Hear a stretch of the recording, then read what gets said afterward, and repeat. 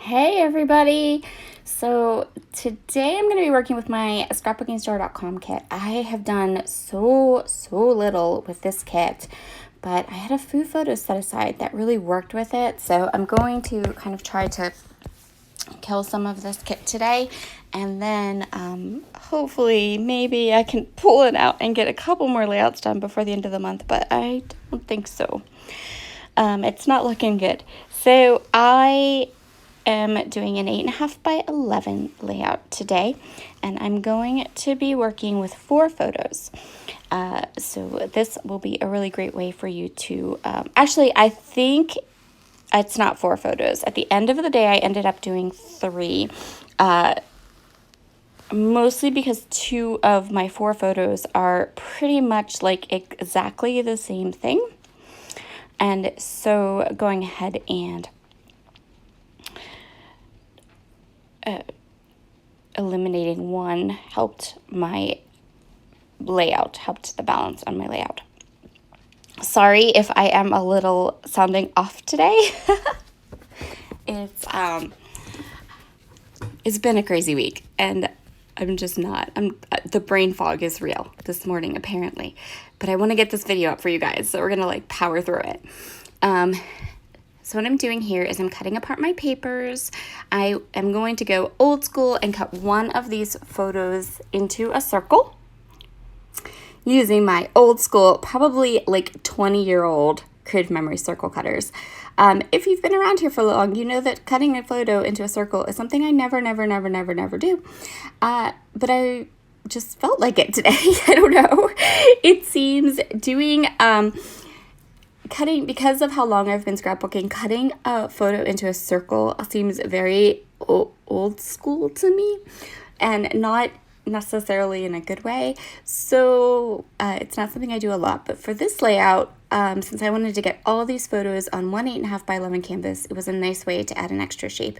And like I said, a lot of these photos are of these 4 photos, a lot of them are quite similar. So I'm going to kind of overlap and play with the photo arrangement a little bit, and a cute circle photo seemed like a good idea. I'm going to mat this on some pink paper. I actually really thoroughly love that pink paper, so I decide it's going to be a nice focal point on this layout. And I even end up stamping my title and matching ink to this pink paper exactly. It's like this peachy pink color, and it's so pretty. I love it. So I know now I have my photos, and I know I want to use this cut apart card. This was from the cut apart sheet, but it does need to be trimmed down a bit because the canvas we are working on is smaller than what it's made for. So these cards are definitely made for 12 by 12 layouts or pocket pages, and we're going to be kind of shrinking it down a little bit. But there's lots of room there that I can trim it down.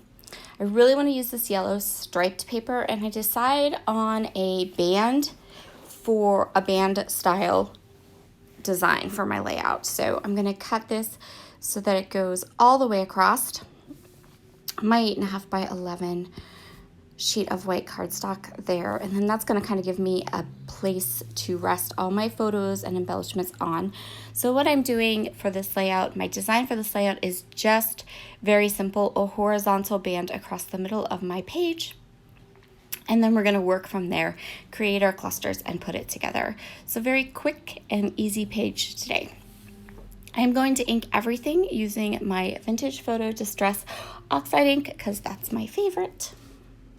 Now we're going to kind of fidget, move, and figure out where we want everything, where we want to put all of these elements. I know I want them all in, and I actually end up going with something.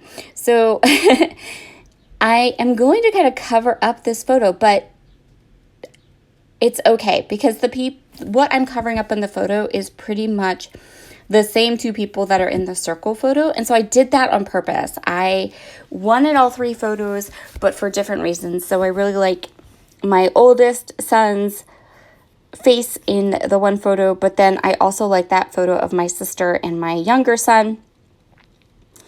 And then there's a picture of the 3 of them. So I'm just going to totally cover up my sister and my younger son in the rectangular photo because I'm not real keen on what they were messing around and just not. And I'm going to cover it up with this really nice photo of the two of them. So, and then I can pop it up and it adds a bit of dimension. It adds some fun and something a little bit different. And then I get everybody's faces, all the good faces that I wanted in the, why I chose those photos and covering up the things that I could do without on the photos. So I hope that makes sense. I'm going to pop up that little circle photo, which is going to give me a little bit of lift, a little bit of dimension, just some fun. And yes, there's a couple headshots in here. And so this is the design I end up going with. This design will give us plenty of room to add some embellishments and a title and not make the layout look overly filled. And then I still get all 3 of my photos on my page. So next up, we're going to do some stamping. This is a Scripty stamp set from Felicity Jane. I know it's not available anymore, but it's just a really great stamp set. If you happen to have it in your stash, it's one of my very, very favorites. I am using my polished color from Catherine Pooler. This polished color is just this perfect peachy pink color that matches that peachy pink in the collection perfectly. This color, so the color I'm stamping, this polished ink pad, and then that pink color that's in this kit, that is a beautiful shade. Like, it's just like this perfect pink. It's not too cool. It's not too warm. It's lovely. So I was super excited when I kind of did some swatching or flipping my pads over, and I discovered that I actually had that. I'm getting to the point now where I have almost all of Catherine Pooler's colors, so that's pretty fabulous. I'm having great fun mixing and matching and finding like perfect shades that match my lines and collections I work with. So I'm going to go ahead and stamp my title. My title is going to be Spring Cleaning. And it fits right in that section beautifully. So that's awesome. You can see how I did have to move the cleaning one down because of the way the L was. I maybe could have started with the cleaning and then lined up the spring. Just something to think about. When I was all done, I kind of wished I had done it that way, but I am still getting used to stamping or die cutting all of my titles. And so I know I have a little bit of white space there, and as I continue to embellish, I'm going to have to play with that a little bit, and that's okay too. So here are those glitter stickers. If you watched my unboxing, you know that these puffy stickers, they're super glittery and the glitter kind of covers the image. But I've been playing with them and I discovered that if you pop a little hole in those little puffy parts, you can really easily like just peel up all the glitter, all of that puffy, and the plastic cover on it. And then you can see the image a lot better. And they're still sticky. They work great. But I did do some surgery. I think I used one of the stickers on this particular page, and I did do some surgery on those puffy stickers that came in the upgrade. If you are, I know there are quite a few of us here that are actual subscribers to the scrapbookingstore.com, so I just want to mention that I just got my kit, my main kit for next month for April, and you guys, it's so good. I literally did a happy dance.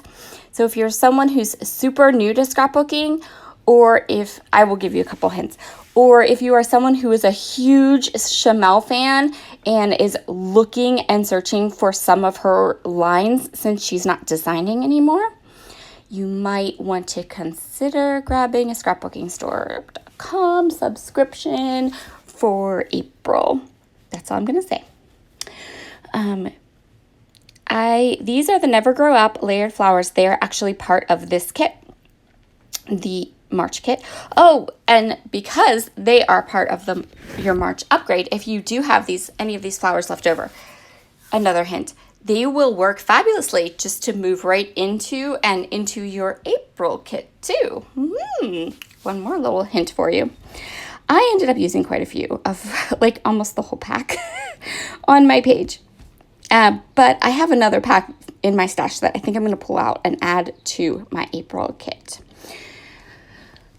Okay, now we're just stickering up. So I used a lot of those Never Grow Up flowers on this page. You can see how I am kind of, I added this little bird up there because he's perfect. I added a lot of stickers to this page.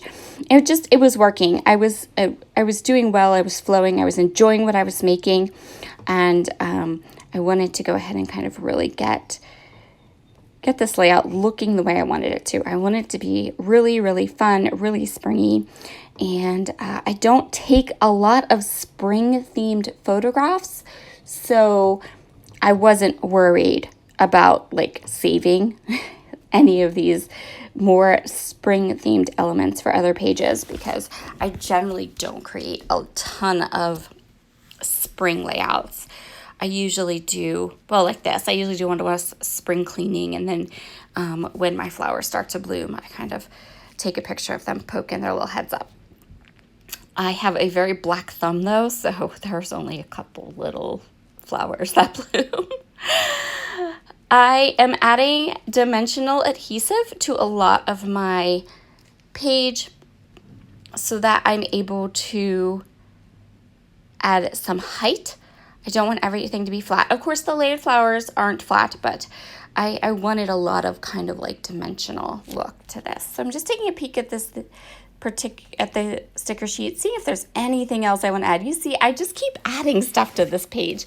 This is a very embellishment heavy, kind of just fun page. I was really enjoying all of the stickers, and I had some really great ideas for a lot of different parts of this sticker sheet. So,